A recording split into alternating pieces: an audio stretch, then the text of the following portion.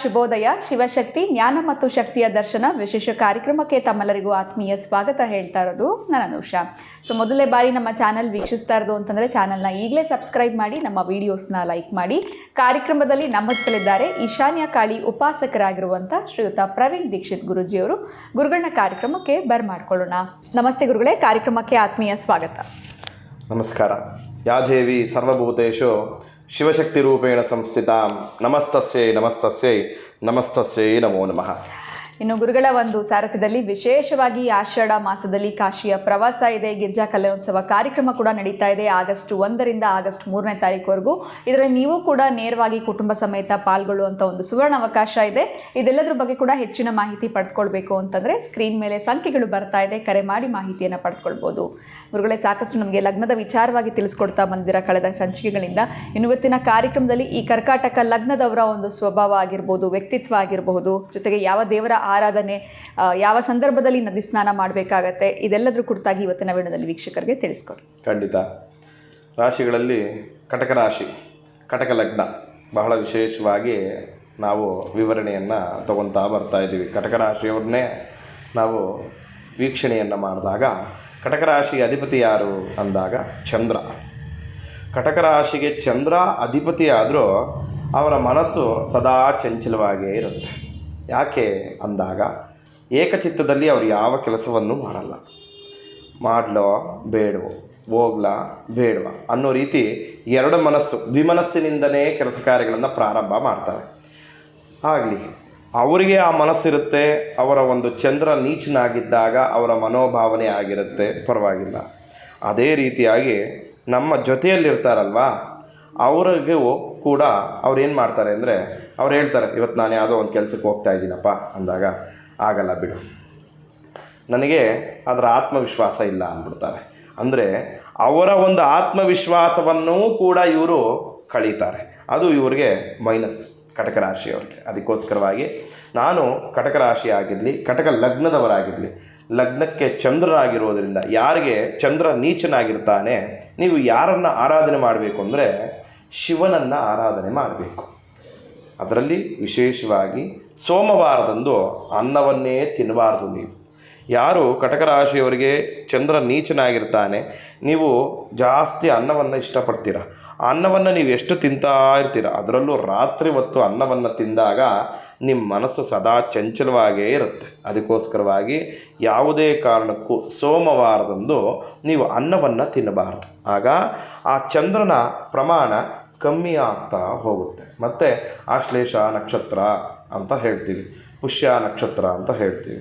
ಏನಕ್ಕೆ ಕಟಕ ರಾಶಿಗೆ, ಕಟಕ ಲಗ್ನದಲ್ಲಿ ಇದನ್ನು ನಾವು ಯಾವುದಕ್ಕೆ ಪರ್ಟಿಕ್ಯುಲರಾಗಿ ಈ ನಕ್ಷತ್ರಗಳನ್ನು ತೊಗೊತೀವಿ ಅಂದಾಗ, ಕಟಕ ರಾಶಿಯವರಿಗೆ ವಿವಾಹಕ ಜೀವನ ಅಷ್ಟು ಚೆನ್ನಾಗಿರಲ್ಲ. ಯಾಕೆ ಅಂದಾಗ ಇವರ ಮನಸ್ಸು ಚಂಚಲವಾಗಿರೋದ್ರಿಂದ ಇವರ ಒಂದು ವೈವಾಹಿಕ ಜೀವನ ಹೇಗಿರುತ್ತೆ ಅಂದರೆ, ಮದುವೆ ಮಾಡ್ಕೊಂಡಿದ್ದೀವಿ, ಜೀವನ ಮಾಡ್ತಾಯಿದ್ವಿ ಅಂದರೆ ಸಮಾಜದಲ್ಲಿ ಎಲ್ಲರ ಕಣ್ಣಿಗೆ ಅವರು ಗಂಡ ಹೆಂಡತಿಯಾಗಿ ಮಾತ್ರ ಜೀವನವನ್ನು ಮಾಡ್ತಾ ಇರ್ತಾರೆ. ಅದು 100ಕ್ಕೆ 60% ಜನ ಕಟಕ ರಾಶಿಯವರು ಅದೇ ರೀತಿಯಾಗಿರುತ್ತೆ. ಮತ್ತೇನಪ್ಪ ಅಂದಾಗ ಇವರ ನಿಧಾನಗತಿಯ ಜೀವನ, ಇವರ ಆಲೋಚನೆ ಎಲ್ಲವೂ ಬಹಳ ನಿಧಾನವಾಗಿರುತ್ತೆ. ಮತ್ತು ಇವರು ಮೈನಸ್ನ ಬೇಗ ಥಿಂಕ್ ಮಾಡ್ತಾರೆ. ಯಾವತ್ತು ಮನುಷ್ಯ ಪ್ಲಸ್ನ ಥಿಂಕ್ ಮಾಡಬೇಕು. ಮೈನಸ್ಸನ್ನು ನೀವು ಥಿಂಕ್ ಮಾಡ್ತಾ ಬಂದಾಗ ನಿಮ್ಮ ಜೀವನವೂ ಕೂಡ ಮೈನಸ್ಸಲ್ಲೇ ಇರುತ್ತೆ. ಅದಕ್ಕೋಸ್ಕರವಾಗಿ ಆಮೇಲೆ ನೀವು ಮೈನಸ್ ಆಗಿರೋದಲ್ಲದೆ ಪಕ್ಕದವ್ರನ್ನೂ ಮೈನಸ್ ಮಾಡ್ತೀರ. ಅದಕ್ಕೋಸ್ಕರವಾಗಿ ಯಾವುದೇ ಕಾರಣಕ್ಕೂ ಮೈನಸ್ನ ಥಿಂಕ್ ಮಾಡೋದನ್ನ ನೀವು ಬಿಡಬೇಕು. ಆಗ ಮಾತ್ರ ನಿಮ್ಮ ಜೀವನದಲ್ಲಿ ಯಶಸ್ಸು ಸಿಗಬೇಕು. ಅಂದಾಗ ಯಾರನ್ನು ಆರಾಧನೆ ಮಾಡಬೇಕು? ದುರ್ಗಾ ಪರಮೇಶ್ವರಿಯನ್ನು ಆರಾಧನೆ ಮಾಡಬೇಕು. ಚಂದ್ರ ಅಂದಿದ ತಕ್ಷಣ ನಾವು ತಾಯಿ ಅಂತ ಹೇಳ್ತೀವಿ.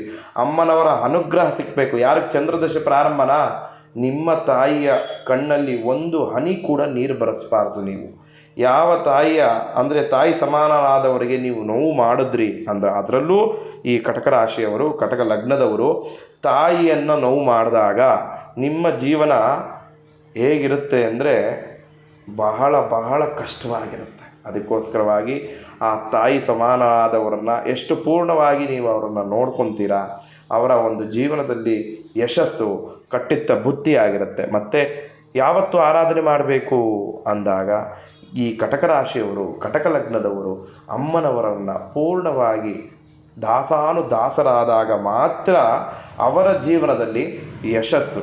ಮತ್ತು ಚಂದ್ರಶೇಖರ ಅಂತ ನಾವು ಹೇಳ್ತೀವಿ, ಶಿವನ ಒಂದು ಜಟೆಯಲ್ಲಿ ಚಂದ್ರಶೇಖರನಾಗಿರೋದ್ರಿಂದ ಮತ್ತು ಶಿವನನ್ನು ಆರಾಧನೆ ಮಾಡೋದಲ್ಲ, ನೀವು ಅಮ್ಮನವರನ್ನೇ ಆರಾಧನೆ ಮಾಡಬೇಕು. ದುರ್ಗಾ ಪರಮೇಶ್ವರಿಯನ್ನು ರಾಹು ಕಾಲದಲ್ಲಿ ಎಷ್ಟು ಆರಾಧನೆಯನ್ನು ಮಾಡ್ತಾರೆ ಈ ಕಟಕ ರಾಶಿಯವರು, ಅವರಿಗೆ ಯಶಸ್ಸು ಕಟ್ಟಿಟ್ಟ ಬುತ್ತಿ ಆಗಿರುತ್ತೆ. ಮತ್ತು ಇನ್ನೊಂದು ಏನಪ್ಪ ಅಂದರೆ ಎಲ್ಲದರಲ್ಲೂ ಭಾಳ ಸ್ಲೋ ಆಗಿರ್ತಾರೆ. ಇವರ ಒಂದು ಸ್ಲೋತನ ನಾವು ನೋಡಿದಾಗ ನಮಗೂ ಹುಮ್ಮಸ್ಸು ಹೊಟ್ಟೋಗುತ್ತೆ. ಅದಕ್ಕೋಸ್ಕರವಾಗಿ ನೀವು ಜೀವನದಲ್ಲಿ ಎಲ್ಲವೂ ಆಗುತ್ತೆ ಅಂತ ಫಸ್ಟು ಥಿಂಕ್ ಮಾಡಬೇಕಂತೆ. ಆಗ ನಿಮ್ಮ ಜೀವನದಲ್ಲಿ ಯಶಸ್ಸು, ನಿಮ್ಮ ಜೊತೆಯಲ್ಲಿರೋರನ್ನೂ ನೀವು ಕರ್ಕೊಂಡು ಹೋಗೋಕ್ಕೆ ಸಾಧ್ಯ. ಇಲ್ಲ ಅಂದರೆ ನೀವೇ ಮೈನಸ್ ಆದಾಗ ನಿಮ್ಮ ಜೊತೆಯವರು ಕೂಡ ನಿಮ್ಮಿಂದ ಮೈನಸ್ ಆಗ್ತಾರೆ. ಈ ಕಟಕ ರಾಶಿಯವರಿಗೆ, ಕಟಕ ಲಗ್ನದವರಿಗೆ ಚಂದ್ರನ ಬಲ ಸಿಕ್ಕಬೇಕು ಅಂದಾಗ ಈ ಅಮ್ಮನವರನ್ನು ಎಷ್ಟು ಆರಾಧನೆಯನ್ನು ಮಾಡ್ತಾರೆ ಅವರಿಗೆ ಪೂರ್ಣವಾದ ಫಲ. ಮತ್ತು ಇನ್ನೇನಪ್ಪ ಈ ಲಗ್ನದವರು ಅಂದಾಗ, ಈ ಲಗ್ನದವರು ಎಲ್ಲಿ ಸ್ನಾನವನ್ನು ಮಾಡಬೇಕು ತೀರ್ಥಕ್ಷೇತ್ರ ದರ್ಶನದಲ್ಲಿ ಅಂದಾಗ ನರ್ಮದಾ ನದಿಯಲ್ಲಿ, ಇವರು ನರ್ಮದಾ ನದಿಯಲ್ಲಿ ಸ್ನಾನವನ್ನು ಮಾಡಿದಾಗ ಯಾವಾಗ ಅಂದಾಗ ಇವರು ವೈಶಾಖ ಮಾಸದಲ್ಲಿ ಇವರು ನರ್ಮದಾ ನದಿಯಲ್ಲಿ ಸ್ನಾನವನ್ನು ಮಾಡಿದಾಗ ಇವರ ಮನಸ್ಸು ಹತೋಟಿಗೆ ಬರುತ್ತೆ, ಇವರ ಜೀವನದಲ್ಲಿ ಯಶಸ್ಸು ಕಟ್ಟಿಟ್ಟ ಬುತ್ತಿ ಆಗಿರುತ್ತೆ. ಹಾಗಾಗಿ ಯಾವುದೇ ಆಲೋಚನೆ, ಆಲೋಚನೆಯನ್ನು ಬಿಟ್ಟು ಏಕಚಿತ್ತದಲ್ಲಿ ನಿಮ್ಮ ಜೀವನವನ್ನು ನಡೆಸಿದಾಗ ಮಾತ್ರ ನಿಮ್ಮ ಜೀವನ, ನಿಮ್ಮ ಒಡನಾಟದ ಜೀವನ ಪೂರ್ಣವಾಗಿ ಇರೋಕ್ಕೆ ಸಾಧ್ಯ. ಖಂಡಿತ. ಈ ಕರ್ಕಾಟಕ ಲಗ್ನದವರ ಒಂದು ಸ್ವಭಾವ ಆಗಿರಬಹುದು, ಜೊತೆಗೆ ಈ ಡ್ಯುಯಲ್ ಮೈಂಡ್ಸೆಟ್ ಇರಬಾರ್ದು ಅವರಿಗೆ ಅಂತ ತಿಳಿಸ್ಕೊಟ್ರಿ. ಯಾವ ಒಂದು ದೇವರ ಆರಾಧನೆ ಜೊತೆಗೆ ನದಿಯ ಸ್ನಾನವನ್ನು ಮಾಡಬೇಕು ಅಂತ ತಿಳಿಸ್ಕೊಟ್ಟಿದ್ದೀರಾ. ಉತ್ತಮವಾಗಿರುವಂಥ ವಿಚಾರವಾಗಿತ್ತು. ಧನ್ಯವಾದಗಳು ತಮಗೆ. ನಮಸ್ಕಾರ. ಜೈ ಶ್ರೀಕೃಷ್ಣ. ನಮ್ಮದು ಕೂಡ ಕಟಕ ಲಗ್ನ ಆಗಿತ್ತು ಅಂತಂದರೆ ಗುರುಗಳು ತಿಳಿಸಿರುವಂಥ ಈ ಒಂದು ರೆಮಿಡಿಯನ್ನು ಫಾಲೋ ಮಾಡಿ ಅಂತ ಹೇಳ್ತಾ ಇವತ್ತಿನ ವಿಡಿಯೋನ ಮುಗಿಸುವಂಥ ಸಮಯ ಆಗಿದೆ. ನಮಸ್ಕಾರ.